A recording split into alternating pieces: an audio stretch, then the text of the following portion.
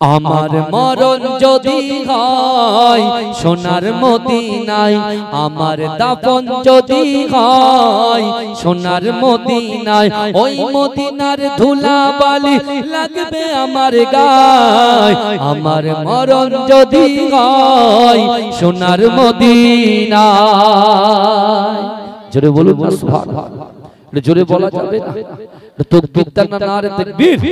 আমার মরণ যদি হয় সোনার মদিনায়, আমার দাফন যদি হয় সোনার মদিনায়, ওই মদিনার ধুলা বালি লাগবে আমার গায়। আমার মরণ যদি হয় সোনার মদিনায়, কত হাজি কেঁদে কেঁদে বলে দয়াময়, মৌত আমার হয় যেন নবীজি তার। কত হাজি কেঁদে কেঁদে বলে দয়াময়, মৌত আমার হয় যেন নবীজি তার। তার সুপারিশ পেলে পরে, তার সুপারিশ পেলে পরে জান্নাত নসিব হয়। আমার মরণ যদি হয় সোনার মদিনায়, আমার দাফন যদি হয় সোনার মদিনায়, ওই মদিনার ধুলা বালি লাগবে আমার গায়। আমার মরণ যদি হয় সোনার মদিনায়, রওজা নবীর দেখলে পরে প্রাণটা ভরে যায়, নয়ন যুগল সুজরে পলক ভিজে যায়। রওজা নবীর দেখলে পরে প্রাণটা ভরে যায়, নয়ন যুগল সুজরে পলক ভিজে যায়। মনে আমার আশা জাগে, মনে আমার আশা জাগে, দিদার যেন হয়। আমার মরণ যদি হয় সোনার মদিনায়, আমার দাফন যদি হয় সোনার মদিনায়, ওই মদিনার ধুলা বালি লাগবে আমার গায়। আমার মরণ যদি হয় সোনার মদিনায়, সোনার মদিনায় গিয়ে চুম্ব নবীর পায়, সালাম আমি দেব গিয়ে নবীজির রওজায়। সোনার মদিনায় গিয়ে চুম্ব নবীর পায়, সালাম আমি দেব গিয়ে নবীজির রওজায়। নিরালায় কাঁদব ওই দিন, নিরালায় কাঁদব ওই দিন খোদার কাবায়। আমার মরণ যদি হয় সোনার মদিনায়, আমার দাফন যদি হয় সোনার মদিনায়, ওই মদিনার ধুলা বালি লাগবে আমার গায়। আমার মরণ যদি হয় সোনার মদিনায়। আল্লাহ আমার মরণ যদি হয় সোনার মদিনায়, আমার দাফন যদি হয় সোনার মদিনায়, ওই মদিনার ধুলা বালি লাগবে আমার গায়। আমার মরণ যদি হয় সোনার মদিনায়। জোরে বলবেন না সুবহানাল্লাহ। চিৎকার দিয়ে হবে না, রাসূলুল্লাহর মহব্বতে একটু জোরে হবে না, নারে দেখবে। আমার মরণ যদি হয় সোনার মদিনায়, আমার দাফন যদি হয় সোনার মদিনায়, ওই মদিনার ধুলা বালি লাগবে আমার গায়। আমার মরণ যদি হয় সোনার মদিনায়, কত হাজি কেঁদে কেঁদে বলে দয়াময়, মৌত আমার হয় যেন নবীজি তার। কত হাজি কেঁদে কেঁদে বলে দয়াময়, মৌত আমার হয় যেন নবীজি তার। তার সুপারিশ পেলে পরে, তার সুপারিশ পেলে পরে জান্নাত নসিব হয়। আমার মরণ যদি হয় হয় সোনার মদিনায় আমার দাফন যদি হয় সোনার মদিনায় ওই মদিনার ধুলা বালি লাগবে আমার গায় আমার মরণ যদি হয় সোনার মদিনায় রওজা নবীর দেখলে পরে প্রাণটা ভরে যায় নয়ন যুগল স্রোজরে পলক ভিজে যায় রওজা নবীর দেখলে পরে প্রাণটা ভরে যায় নয়ন যুগল স্রোজরে পলক ভিজে যায় মনে আমার আশা জাগে মনে আমার আশা জাগে দিদার যেন হয় আমার মরণ যদি হয় সোনার মদিনায় আমার দাফন যদি হয় সোনার মদিনায় ওই মদিনার ধুলা বালি লাগবে আমার গায় আমার মরণ যদি হয় সোনার মদিনায় সোনার মদিনায় গিয়ে চুম্ব নবীর পায় সালাম আমি দেব গিয়ে নবীজির রওজায় জোরে বলেন না সুবহানাল্লাহ সোনার মদিনায় গিয়ে চুম্ব নবীর পায় সালাম আমি দেব গিয়ে নবীজির রওজায় নিরালায় কাঁদব ওই দিন নিরালায় কাঁদব ওই দিন খোদার কাবায় আমার মরণ যদি হয় সোনার মদিনায় আমার দাফন যদি হয় সোনার মদিনায় ওই মদিনার ধুলা বালি লাগবে আমার গায় আমার মরণ যদি হয় সোনার মদিনায় আল্লাহুম্মা জোরে জোরে জোরে জোরে বিরহে দিল পড়ে চারকার যে আমার ইয়া রাসূলুল্লাহ আমার কেউ নেই তুমি ছাড়া সাহারা ইয়া রাসূলুল্লাহ জোরে বলুন না সুবহানাল্লাহ এটা জোরে হবে না জোরে হবে না নারে তাকবীর বিরহে দিল পড়ে চারকার যে আমার ইয়া রাসূলুল্লাহ আমার কেউ নেই তুমি ছাড়া সাহারা ইয়া রাসূলুল্লাহ বিরহে দিল পুড়ে চারকার যে আমার ইয়া রাসূলুল্লাহ আমার কেউ নেই তুমি ছাড়া সাহারা ইয়া রাসূলুল্লাহ কত জনে দেখে তোমায় কলিজা শীতল হয়ে যায় কত জনে দেখে তোমায় কলিজা শীতল হয়ে যায় আমাকে দাও না দিদার একবার ইয়া রাসূলুল্লাহ আমাকে দাও না দিদার একবার ইয়া রাসূলুল্লাহ আমার কেউ নেই তুমি ছাড়া সাহারা ইয়া রাসূলুল্লাহ বিরহে দিল পুড়ে চারকার যে আমার ইয়া রাসূলুল্লাহ আমার কেউ নেই তুমি ছাড়া সাহারা ইয়া রাসূলুল্লাহ শুধু একবার দেখিতে চাই জীবনে আর যে চাওয়া নাই শুধু একবার দেখিতে চাই জীবনে আর যে চাওয়া নাই তুমি এই অসহায় সাবা ইয়া রাসূলুল্লাহ আমার কেউ নেই তুমি ছাড়া সাহারা ইয়া রাসূলুল্লাহ আমার কেউ নেই তুমি ছাড়া সাহারা ইয়া রাসূলুল্লাহ বিরহে দিল পুড়ে চারকার যে আমার ইয়া রাসূলুল্লাহ আমার কেউ নেই তুমি ছাড়া সাবা ইয়া রাসূলুল্লাহ বিরহে দিল বেকারার জান গোলামের জং ধরায়ে প্রাণ বিরহে দিল বেকারার জান গোলামের জং ধরায় প্রাণ ওরাফানা লাকা যিকরাক ওরাফানা লাকা যিকরাক তব শান ইয়া রাসূলুল্লাহ আমার কেউ নেই তুমি ছাড়া সাহারা ইয়া রাসূলুল্লাহ বিরাগে দিল পুড়ে চারকার যে আমার ইয়া রাসূলুল্লাহ আমার কেউ নেই তুমি ছাড়া সাহারা ইয়া রাসূলুল্লাহ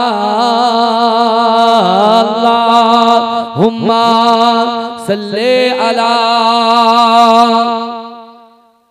আমার ভাই জানেরা হে নবী পাকের উম্মত উম্মতিরা হে নবী দেওয়ানারা মুজাদ্দিদ জামান আমির শরিয়াত আলা হযরত দাদা হুজুর পীর কেবলা রাহমাতুল্লাহ আলাইহির খলিফা মাজরাই পীর সাহেব মাহমুদ বখতিয়ারি রাহমাতুল্লাহ আলাইহির আব্বা জান শাহজালালি রাহমাতুল্লাহ আলাইহির তিনি একটা সংগঠন করেছিলেন ও যুবকেরা হালকায় জিকির মুবাল্লিগিন সংগঠন হে যুবকেরা হে নবী পাকের উম্মত উম্মতিরা তিনি যখন শুনলেন তার পীর সীতাপুর দরবার শরীফে অসুস্থ হয়ে আছে তিনি এমন করে ফুরফুরা দরবার শরীফ থেকে তার অগণিত ছাত্রদেরকে সঙ্গে করে নিয়ে দলবদ্ধভাবে আল্লাহ পাকের হালকায় জিকির করতে করতে করতে করতে সীতাপুর দরবারে যখন পৌঁছালেন জামান দাদা হুজুর পীর কেবলা অসুস্থ মানুষ তিনি সঙ্গে সঙ্গে দাঁড়িয়ে আমার পদ্মরাজিকে বলছে বাবা জালালি তুমি এমন করে হালকায় জিকির নিয়ে এসেছো আমি মুজাদ্দিদ জামান দাদা হুজুর পীর কেবলা দোয়া করি আল্লাহ পাক এই হালকা জিকিরের ওসিলায় আমাকে সুস্থ করে দিয়েছে জোরে বলেন না জোরে হবে না সুবহানাল্লাহ ভাই আজ থেকে 50 60 বছর আগে এখন তো মডার্ন হয়েছে নিউ টাউন হয়েছে এখন বাবু হোটেল বাবু হোটেল হয়েছে সিরাজ হোটেল হয়েছে বুঝতে পারছেন না কত হোটেল হয়েছে সিক্স লেনে এই কথা বলে আগে কি চলতো শিয়াল চলতো শিয়াল লোক ভয়ে ওখানে যেত না বুঝতে পারছেন মাজরাটি পীর সাহেব যে জায়গাটায় থাকে ওখান থেকে কিছুটা দূরে ওই যে কি তাঁতের মতো কি এসব আপনার এই চাটাই যে এরকম সরু সরু লম্বা লম্বা আমার বাবাজিরা বলতে পারবে হ্যাঁ পাটি ওই সব চাষ হতো বুঝলেন কেউ যেত না এমন কি দুপুরবেলাও কেউ যেত এরকম জায়গা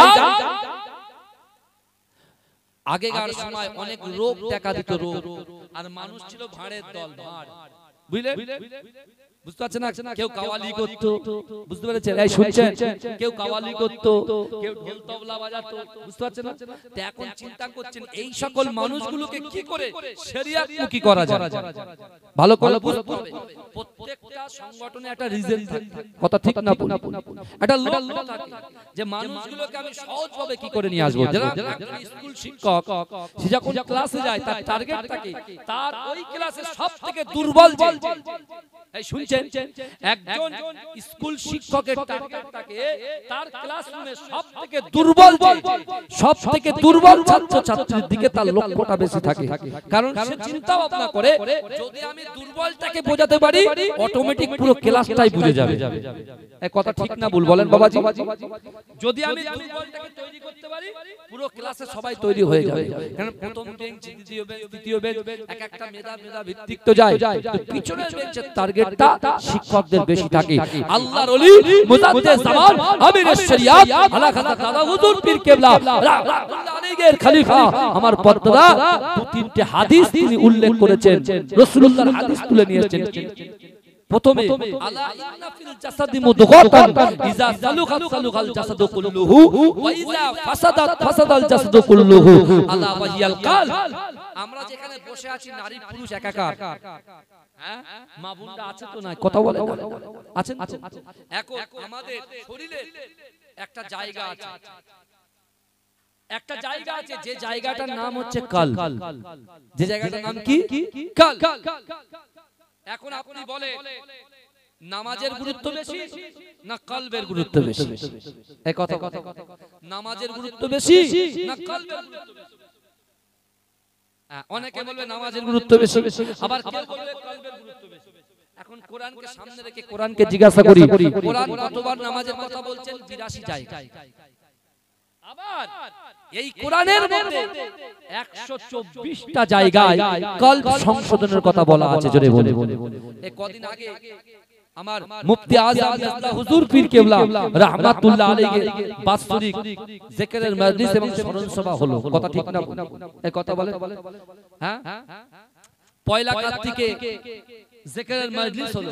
প্রথমে জিকিরের মজলিস হলো বড় দরবার, বুঝতে পারছেন?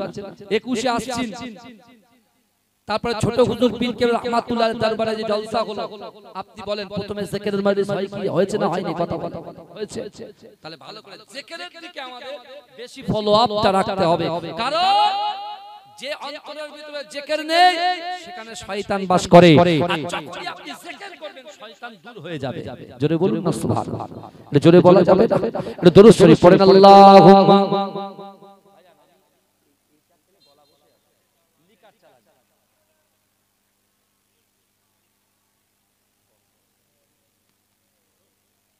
কারা কারা রাসূলুল্লাহকে ভালোবাসেন একটু হাত তোলেন তো। এটা তাকবীর দেন, নারে তাকবীর। আরো জোরে, আরো জোরে। বাবাজি গলার ভয়েসটা এত দ্রুত, এত পিকআপ দিতে হবে যে কটা বাড়িতে বসে আছে তারা যেন এসে এখানে এসে বসে যেন জলসা শ্রবণ করে। বুঝতে পেরেছেন? আমি জোরে সুবহানাল্লাহ হবে ইনশাআল্লাহ। জোরে সুবহানাল্লাহ হবে। আমি হাত তুলবো, সবাই তুলে জোরে সুবহানাল্লাহ বলতে পারবে? আমার ভাগে যে কজন আছেন আমার বাবাজিরা আলহামদুলিল্লাহ, ভাইজান যাওয়ার পরে যা লোক ছিল সেই লোকগুলোই বসে আছে। বুঝতে পারছেন? যদি আমি বেশি আবার খোঁজপাট দিতাম এ বলতে চল ভাই আবার ফের নতুন করে হবে, ওটা ডাইরেক্ট শুরু করেছি। বুঝতে পেরেছেন? আমার সোনার ভাইরা, আমি যখন হাত তুলবো জোরে সুবহানাল্লাহ হবে। কই দেখি একবার ট্রাই করে। সবাই সবাই সবাই তাহলে হাত তুললে আল্লাহর নবী হায়াতুন নবী। এই আমার নবী হায়াতুন নবী না মুর্দা? এই কথা বলেন। হায়াতুন নবী, আমার নবী হচ্ছে হায়াতুন নবী। জোরে বলুন, ভালো করে শুনেন। আল্লাহর নবী হায়াতুন নবী, আল্লাহর নবী খাতামান নবী, সাক্ষ্য দিল কোরআন হায় জিন্দা আছে আমার নবী দয়াময়। হাত তুলবেন না? কষ্ট হচ্ছে? এই কষ্ট হচ্ছে? আমার পরে তো আরেকজন আসার কথা ছিল, সে তো আসবে না। বুঝতে পেরেছেন? কথা বৃষ্টির জন্য তাকে বারণ করা হয়েছে। যাই হোক, কিন্তু আমার ভাইরা তাহলে একটুখানি বসার মতো বসেন, বসার মতো বসেন। প্রথমে বলছে আল্লাহ কোরআনে বলছেন না আকরাবু ইলাইহি মিন হাবলিল ওয়ারিদ। আল্লাহ বলছে বান্দা তোমার ঘাড়ের শিরা, উপশিরা থেকে অতি নিকটবর্তী আমি আল্লাহ তোমাদের সাথে আছি। জোরে বলে। তাহলে আল্লাহ যখন সাথে আছে, আল্লাহকে খুশি করার জন্যই বসেছি। আমি রাকিবুল আজিজ শ্রোতাদেরকে খুশি করার জন্য আসিনি, আর শ্রোতাও রাকিবুল আজিজ হুজুরের খুশি করার জন্য আসিনি। আমরা উভয়ের লক্ষ্য এক, আল্লাহকে খুশি করা। এই তাই তো নাকি? যদি এটা করেন তাহলে জলসা সাকসেস। আর যদি মনে হয় আমি রাকিবুল আজিজ ইউটিউবার ভাইদেরকে, আমার এই সোনার ভাইদেরকে খুশি করতে এসেছি, একটু মাতিয়ে দিয়ে চলে যাব, লোক বলে হেভি করেছে, হ্যাঁ আবার পরের বছর দাওয়াত দেব, তাহলে কিন্তু মুশকিল হয়ে যাবে। মুশকিল হয়ে যাবে। কারণ আমাদের সাথে সাথে চারটে জিনিস কিন্তু আল্লাহর কাছে সাক্ষ্য দেবে। কটা জিনিস দেবে? চারটে। আমার নারী মা বোনদের কাছে চারটে, আল্লাহর কাছে, আর আমাদের হয়ে চারটে দেবে। এটা মাথায় রাখবে। হ্যাঁ, তাহলে হাত যখন তুলতে বলেছি, হ্যাঁ যে কালে করেছেন, তাহলে আপনি যদি না করেন আপনি গুনাহগার হবেন। এটা মাথায় রাখবেন। কারণ আমি তো এখানে নামাজের কথা বলতে, নামাজ পড়তে যাবে হাত তোলো, এটা কিন্তু আমি পক্ষপাতী নই। আপনি আমার চাপে পড়ে আপনি হাত তুলে যাবেন, আর বাড়িতে বসে নাকে তেল দিয়ে গমা করে নাক একবার ঘুমাবেন, আর আমার গুলো আমার কাছে যাবে, ও চলবে। বুঝতে পেরেছেন? হেদায়েত দেওয়ার মালিক আল্লাহ। বলার কথা বলে যাচ্ছি, নেওয়া অ্যাকসেপ্ট করার দায়িত্ব কি বুঝলি? আমি টুকটুক করে কোরআনের আয়াত দিয়ে একটার পর একটা বলতে যাচ্ছি, ভালো করে বুঝুন। আল্লাহর নবী হায়াতুন নবী, আল্লাহর নবী খাতামান নবী, সাক্ষ্য দিল কোরআন হায় জিন্দা আছে আমার নবী দয়াময়। সাহাবাদের নিয়ে নবী মদিনায় ঘুমায়, উম্মতের জন্য নবী কাঁদে সব সময়। জোরে বলুন। সাহাবাদের নিয়ে নবী মদিনায় ঘুমায়, উম্মতের জন্য নবী কাঁদে সব সময়।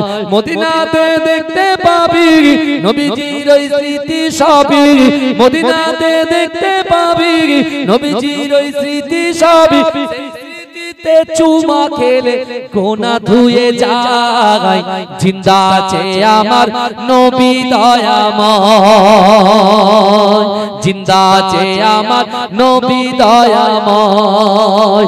আল্লাহর নবী হায়াতুন নবী, আল্লাহর নবী খাতামুন নবী, সাক্ষ্য দিল কোরআন হায়, জিন্দা আছে আমার নবী দয়াময়। পাখির মতো থাকলে ডানা উড়ে যাইতাম, রওজাতে গিয়ে মোরা চুমা খাইতাম। কেঁদে কেঁদে বলতাম আমি শুনি তো আমার নবী, কেঁদে কেঁদে বলতাম আমি শুনি তো আমার নবী। নবী ছাড়া রোজ হাসরে পার হওয়া দায়, জিন্দা আছে আমার নবী দয়াময়, জিন্দা আছে আমার নবী দয়াময়। আল্লাহর নবী হায়াতুন নবী, আল্লাহর নবী খাতামুন নবী, সাক্ষ্য দিল কোরআন হায়, জিন্দা আছে আমার নবী দয়াময়। আল্লাহুম্মা সাল্লি আলা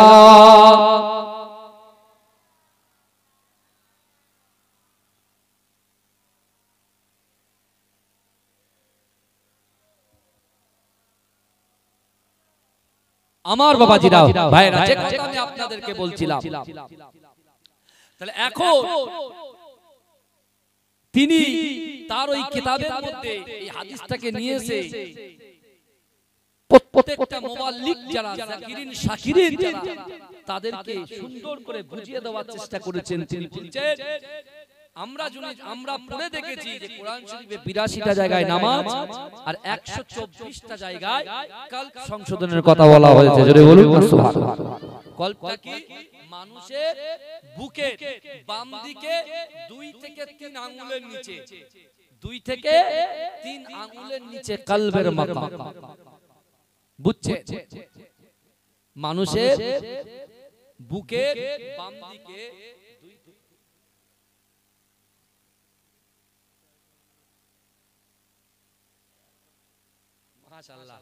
আমার মা বোনরা বলছে প্রথমে যে গজলটা বলেছি সেটা বলতে। ঠিক আছে বলবো, আগে জলসাটা করে দিই, বুঝতে পারছেন ইনশাআল্লাহ। আমার মা বোনরা বলেছেন, ঠিক আছে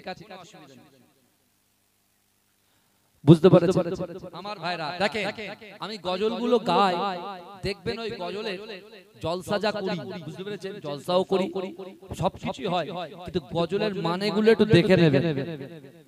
বুঝতে পেরেছেন? গজল তো বলতে হয়, বুঝতে পেরেছেন, গজল পড়া তো ভালো, কিন্তু আমার ভাইরা গজলের মানেগুলো দেখতে হবে। কারণ মক্কাতে অনেক কবি ছিল, কবি তারা মারামারি করতো না, কবিতার মাধ্যম দিয়ে একজন একজনকে মারতো। বলে একটা ছড়ির মাছ যেখানে লাগে একটা কথা সেখানে লাগে। কি বাবাজি বলে? আরে ছড়ি দিয়ে মারলে তো ও দাগ পরিষ্কার হয়ে যাবে, মানুষ ভুলে যাবে। একটা কথা এমন ভাবে মেরে দেওয়া যাবে সারা জীবন সেই কথাটা মনে থাকবে। কথা ঠিক না বলি? তা আমার ভাইরা গজল তো বলি, অনেকে অনেক রকম মন্তব্য করে। তা যারা মন্তব্য করে আমি প্রথমে 3টে কারণ বলে দিয়েছি যে জাহান্নামে যাওয়ার 3টে কারণ আছে। প্রথমে বলেছি, মনে আছে তো? 1 নম্বর কারণ কি? নামাজ না পড়া। 2 নম্বর কারণ কি? এতিম মিসকিনদের হক নষ্ট করে দেওয়া। আর 3 নম্বর বেফাস মন্তব্য করা। বুঝতে পারছেন না? কেন এই বাংলার জমিনে কারণ ভালো কেউ সহ্য করতে পারে না, বুঝতে পেরেছেন? কিন্তু হ্যাঁ, বিশ্বাস করুন, আল্লাহকে খুশি করার জন্য যদি এই কাজগুলো করা যায় তাহলে বরকত আল্লাহ দিয়ে দেবে। কিন্তু বরকত দেওয়ার মালিক কিন্তু বান্দা নয়, আমার আল্লাহ।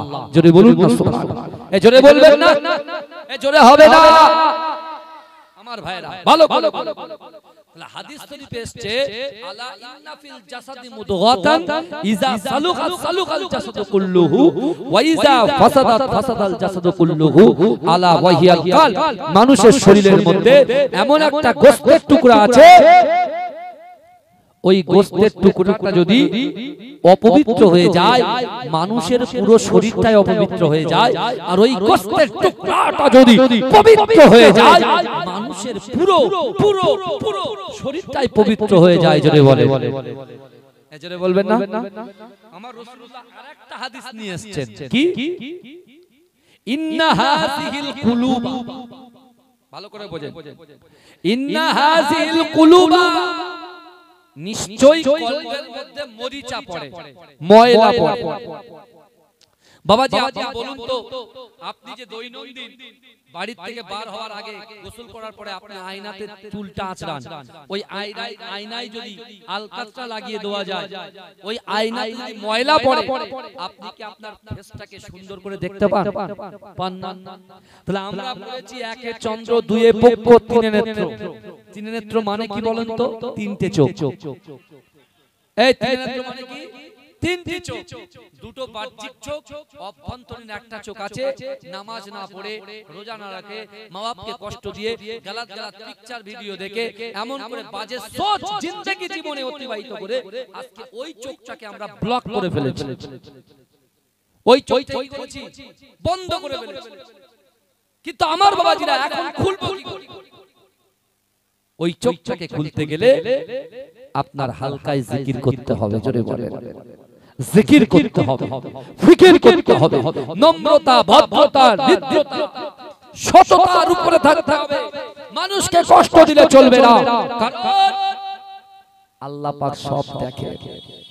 আল্লাহ পাক সব দেখে। আল্লাহ বলছে বান্দা ওয়া হুয়া মাকুম আইনামা কুনতুম, আল্লাহ বলছে বান্দা তোমরা যেখানে আল্লাহ সেখানে। জোরে বলে, চোখ আমার মাবুদেরও তিনটে, যুবকদেরও তিনটে, এখানে যারা বসে আছে, যারা বাড়িতে ঘুমাচ্ছে, এখানে কোন আড্ডা মারছে, সবার তিনটে। কিন্তু আমার আল্লাহর রাসূল বলছে ইন্না হাযিহিল কুলুবা, নিশ্চয়ই কলবের মধ্যে মরিচা পড়ে, ময়লা। কলবের যেটা কলবের মাকাম কোটা, মানুষের বাম পাজরে 2 থেকে 3 আঙ্গুলের নিচে কলবের মাকাম। আল্লাহর রাসূল বলেন কলবে ময়লা পড়ে, কেমন? তাজদাউ কামা ইয়াজদাউল হাদিদ, যেমন একটা লোহার উপরে, এই যে বৃষ্টিটা হয়েছে, একটা লোহাকে বৃষ্টির উপরে রাখেন, দেখবেন কাল সকাল হতে না হতে জং ধরে যাবে। কথা ঠিক না ভুল? আবার হার্ডওয়্যারসের দোকান থেকে আপনি এই সিরিজ কাগজ নিয়ে আসবেন, এসে শাট করে ঘষবেন, দেখবেন আবার ক্লিন হয়ে যাবে, পরিষ্কার হয়ে যাবে। কথা ঠিক না ভুল? রাসূলুল্লাহ বলছেন তাজদাউ কামা ইয়াজদাউল হাদিদ ইজা আসাবাউল মা, যেমন একটা লোহার উপরে পানি পড়লে লোহাটা জং ধরে যায়। রাসূলুল্লাহ সাহাবা বলছে ইয়া রাসূলুল্লাহ, লোহার উপরে পানি পড়লে লোহাটা জং ধরে যায়, সিরিজ কাগজ দিয়ে ঘষলে লোহাটা চকচক করে। তো ইয়া রাসূলুল্লাহ, মানুষের কলিজার ভিতরে, মানুষের কলবের ভিতরে, নারীদের কলবের ভিতরে, পুরুষদের কলবের ভিতরে, যুবকদের কলবের ভিতরে যদি ময়লা পড়ে, ওই ময়লাটা পরিষ্কার করব কি করে? বুঝে যাচ্ছে আমার কথা? ও আমার ভাইজানেরা, ও নবী পাকের উম্মত উম্মতিরা, ও নবী দেবানারা, বিশ্ব নবী রাসূলুল্লাহ সাল্লাল্লাহু আলাইহি ওয়াসাল্লাম সাহাবাদেরকে বুঝিয়ে দিলেন, ও আমার সাহাবারা, আমি রাসূলুল্লাহ তোমাদেরকে জানিয়ে দিলাম, না না না, মানুষের কলবের ময়লাটা কেমন করে পরিষ্কার করবে, নারীদের কলবের ময়লাটা কেমন করে পরিষ্কার করবে, যুবকদের কলবের ময়লাটা কেমন ভাবে পরিষ্কার করবে, আমার উম্মত উম্মতিরা তাদের কলবের ময়লাটা কেমন করে পরিষ্কার করবে। ও আমার সাহাবারা, আমি রাসূলুল্লাহ জানিয়ে দিলাম, ক্বালু কাসরাতুজ যিকরিল মাউত ওয়া তিলাওয়াতুল কুরআন, ক্বালু কাসরাতুজ যিকরিল মাউত ওয়া তিলাওয়াতুল কুরআন, না না না, তোমরা বেশি বেশি করে মৃত্যুকে স্মরণ করবে, বেশি বেশি করে মৃত্যুকে স্মরণ করবে, ওয়া তিলাওয়াতুল কুরআন, বেশি বেশি বেশি বেশি করে কোরআন তেলাওয়াত করবে। জোরে বলুন না সুবহানাল্লাহ। হালকায় জিকিরের ভিতরে কোরআন তেলাওয়াত আছে না নাই কথা বলে, নামাজ আছে না নাই কথা বলে, আল্লাহ আল্লাহ আল্লাহ জিকির আছে না নাই কথা বলে, সুবহানাল্লাহ সুবহানাল্লাহ সুবহানাল্লাহ জিকির আছে না নাই কথা বলে, লা ইলাহা ইল্লাল্লাহ মুহাম্মাদুর রাসূলুল্লাহ এই জিকির আছে না নাই কথা বলে। আমার ভাইরা, যদি আমার আপনার কলবটা যদি পবিত্র হয়ে যায়, পায়ের নখ থেকে মাথার চুল পর্যন্ত সবই পবিত্র হয়ে যায়। জোরে বলুন। আর একটা মানুষ যখন পবিত্র হয়ে যায়, যে মানুষের কলিজার ভিতরে, যে যুবকের কলিজার ভিতরে, যে মায়ের কলিজার ভিতরে আল্লাহর ভয়, রাসূলুল্লাহর মহব্বত আর নামাজটা যদি ঠিকঠাক থাকে, তারাই যেটা অসম্ভব, আমার দ্বারাই যেটা অসম্ভব, আমাদের দ্বারাই যেটা অসম্ভব, এই অসম্ভবকে আমার আল্লাহ সম্ভব করে দেয়। জোরে বলুন। জোরে বলবেন না, এটা চিৎকার দিয়ে হবে না সুবহানাল্লাহ। আগে বড় বড় পক্স রোগ, প্লেগ রোগ এ আছে না, হতো কি হতো কথা বলে, হ্যাঁ? কিন্তু আমার ভাই জানেরা, হে নবী পাকের উম্মত উম্মতিরা, একটা গ্রামের নাম বলে যায়, হে যুবকেরা, আল্লাহ রাব্বুল আলামিন এই জিকিরকে আল্লাহ এত বড় করেছিলেন। ও যুবকেরা, আল্লাহর রাসূলের হাদিস মেনে আমার পরদাদা আহমদ আলী হামিদ জালালি রাহমাতুল্লাহ আলাইহি হালকায়ে জিকির কিতাবটাকে লিখেছিলেন। ও যুবকেরা, ও নবী পাকের উম্মত উম্মতিরা, নামটা ভালো করে বলে যায়। আপনারা সাত খড়িবাড়ির নাম শুনেছেন, ওই সাত খড়িবাড়ির ভিতরে একটা খড়িবাড়ি আছে যেটা হলো কৃষ্ণমাটি খড়িবাড়ি। ও যুবকেরা, ওই কৃষ্ণমাটিতে আমার মুজাদ্দিদ জামান আমির শরিয়াত আলা হযরত দাদা হুজুর পীর কেবলা রাহমাতুল্লাহ আলাইহি আমার পদ্মাজিকে দিনের দাওয়াত জন্য পাঠিয়েছিলেন। ও যুবকেরা, তিনি যখন এই গ্রামে ঢুকবে, কিছু ভাড়ের দলেরা, ভাড়ের লোকেরা, ফকির পাগড়া লোকেরা যারা তবলা বাজায়, এমন করে এ যুবকেরা মাটির কলসি বাজায় আর জোরে জোরে বড় বড় করে গান করে। এ যুবকেরা, তারাও একটা সমাবেশ ডেকেছে। ওই সময় আমার পদ্মা আহমদ আলী হামিদ জালালি রাহমাতুল্লাহ আলাইহি যখন এই কৃষ্ণমাটি গ্রামে যায়, তিনি দেখছেন যে জায়গাটায় জলসা হবে, কোরআনের কথা আলাপ আলোচনা হবে, হাদিসের কথা আলাপ আলোচনা হবে। ওই জায়গাতে কোনো লোক নাই, কোনো লোক নাই। দু একটা মুরিদ আমার পদ্মাজির কাছে এসে অঝর নয়নে কাঁদতে কাঁদতে বলে, হুজুর না না না, আমাদের দলে তো কোনো লোক নাই, সব ভাড়ের দলে লোক চলে গিয়েছে, হুজুর কি হবে কি হবে। ও যুবকেরা, ও নবী পাকের উম্মত উম্মতিরা, মুজাদ্দিদ জামান দাদা হুজুর পীর কেবলার হাতে গড়া খলিফা, ফয়েজ দেওয়া খলিফা আহমদ আলী হামিদ জালালি রাহমাতুল্লাহ আলাইহি, তিনি তখন ওই মুরিদগুলোকে বললেন, যাও যাও একটু গুঁড়ো মাটি আমার হাতে তুলে দাও। হে যুবকেরা, হে নবী পাকের উম্মত উম্মতিরা, কিছু মাটি তার হাতে তুলে দেওয়া হলো। আমার মুজাদ্দিদ জামান দাদা হুজুর পীর কেবলার খলিফা মাজরাইট পীর সাহেব হুজুরের আব্বা জান আমার পরদাদু আহমদ আলী হামিদ জালালি, তিনি চোখটা বুজিয়ে কি জানো পড়ে ওই মাটিতে দাম করে দিয়ে, যেদিকে ভাড়ের দলেরা এমন করে নৃত্যর মধ্যে, নাচ গানের মধ্যে তারা যখন আবৃত ছিল, হে যুবকেরা, ওই দিকে বিসমিল্লাহ বলে মাটিটা যেই না ছুঁড়ে দিল, হে যুবকেরা, কিছু খুনের মধ্যে দেখতে পাওয়া যায় ওখানে দুই লোকের মধ্যে, দুটো দলের মধ্যে সংঘর্ষ বেঁধে গেল। তারা সকলে এসে বলছে, না না না, ফুরফুরা পীর সাহেবের খলিফা এসেছে, চলো চলো চলো, আমরা সেখানে গিয়ে একটু কোরআন এবং হাদিসের কথা শুনবো। জোরে বলুন না সুবহানাল্লাহ। মুজাদ্দিদ জামান দাদা হুজুর পীররা পাঠিয়েছে। আমাদের বাড়ি হচ্ছে সে কোথায় জানেন? আমাদের যে বাড়ি অরিজিনাল বাড়ি, আমরা বলি মাঝরাটি, আমরা বলছি আন্দুলিয়া, জালালিবাগ দরবার শরীফ। আমাদের অরিজিনাল বাড়ি হচ্ছে ট্যাংরা। বুঝতে পেরেছেন? ট্যাংরা মেটিয়াপুর, ওখানে আমাদের বাড়ি ছিল। বুঝতে পেরেছেন? এইবার আস্তে আস্তে লোক যখন বেড়ে যায়, তখন তো জায়গা পরিবর্তন করতে হয়। অনেক সময় হুকুম হয়, বুঝতে পারছেন না, পীরের হুকুম হয়ে যায়, বাবা যাও অমুক জায়গায় খিদমত করো, অমুক জায়গায় খিদমত করো। মুজাদ্দিদ জামান দাদা হুজুর পীর কেবলা জীবনীতে আপনি ভালো করে ফলো করবেন, কোন কোন খলিফাকে মুজাদ্দিদ জামান কোন কোন জায়গায় দায়িত্ব দিয়েছেন, তাতে স্পষ্ট লেখা আছে। কলকাতার দায়িত্ব দিয়েছিলেন আহমদ আলী হামিদ জালালিকে। জোরে বলুন সুবহান, জোরে বলবেন না। এই ওই হুজুর কেবলা তিনি যখন দাম করে ওই মাটিগুলো ওই দিকে ছিল, পুরো গ্রাম এসে জলসা শুনলো, কিন্তু বিশ্বাস আজও সেই মাদ্রাসাটা মাথা উঁচু করে দাঁড়িয়ে আছে। সিদ্দিকিয়া জালালিয়া কোরআনিয়া হিফজুল কোরআন মাদ্রাসা কৃষ্ণমাটি গ্রামে, বুঝলেন? তিনি কি করেছিলেন? দলবদ্ধভাবে হালকা জিকির করতেন। যখন কোন জায়গায় কোন গ্রামে রোগ ব্যাধি হতো, গ্রামের মানুষগুলোকে তিনি তাগিদ দিতেন, যাও তোমরা গিয়ে কি করো, হালকা জিকির করো। যখন হালকা জিকির করতো, বড় বড় বালা মুসিবত আল্লাহ দূর করে দিত। জোরে বলে, জোরে বলবেন না, চিৎকার দিয়ে হবে না সুবহানাল্লাহ, চিৎকার দিয়ে হবে না সুবহানাল্লাহ। তাহলে আমাকে আপনাকে জিকির করতে হবে কি হবে না? কথা বলে।